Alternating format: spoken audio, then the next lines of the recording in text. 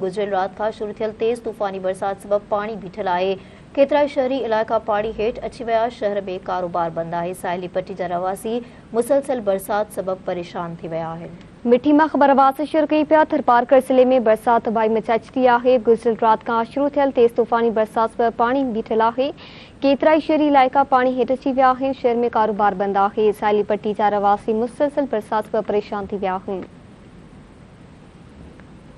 मिठी मां ख़बर आवाज़ शेयर कई पिया। थरपारकर ज़िले में बरसात तबाही मचाए आहे। गुजरियल रात खां शुरू थियल तेज़ तूफ़ानी बरसात सबब पाणी बीठल आहे। केतिरा ई शहरी इलाइक़ा पाणी हेठि अची विया आहिनि। शहर में कारोबार बंदि आहे।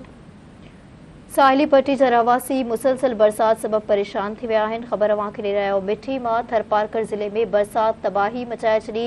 गुजरियल रात खां शुरू थियल तेज़ तूफ़ानी बरसात सबब पाणी बीठल आहे। केतिरा ई शहरी इलाइक़ा पाणीअ हेठि अची विया। शहर में कारोबार बंदि आहे। साहिली पट्टी जा रवासी मुसलसल बरसात सबब परेशान थी विया।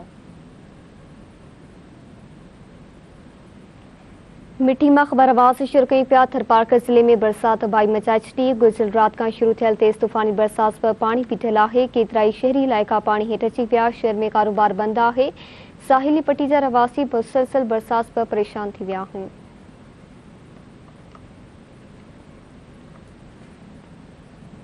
तफ़सील मालूम कंदासीं। टेलीफोन लाइन ते मौजूद आहे धरती टीवी न्यूज़ जो रिपोर्टर एजाज़ बजीर। जी एजाज़, छा अपडेट्स आहिनि?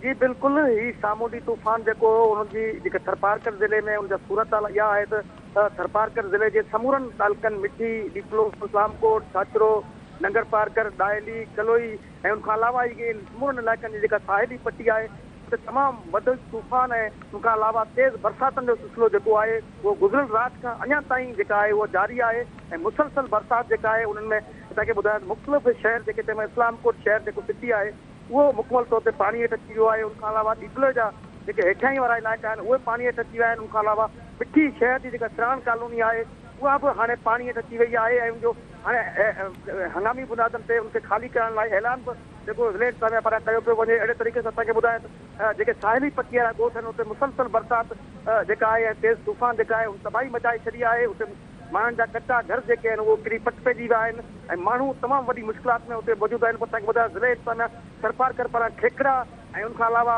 4 व्हील गाॾियूं जेके आहिनि उहे अरेंज कयूं आहिनि। हर हंधि ते उहे बीहारियूं आहिनि। 112 जी रेस्क्यू ऑपरेशन जेका तिबी इमदाद ॾियण लाइ उहे बि उते मौजूदु आहिनि। पर असांखे ॿुधायो त साईं तव्हांखे ॿुधायो साहिली पट्टी में ॿुधाए पियो वञे त पाक फौज जा जवान ऐं उनखां अलावा पुलिस जा जवान उते पहुतल आहिनि। कंट्रोल रूम क़ाइमु कया विया आहिनि।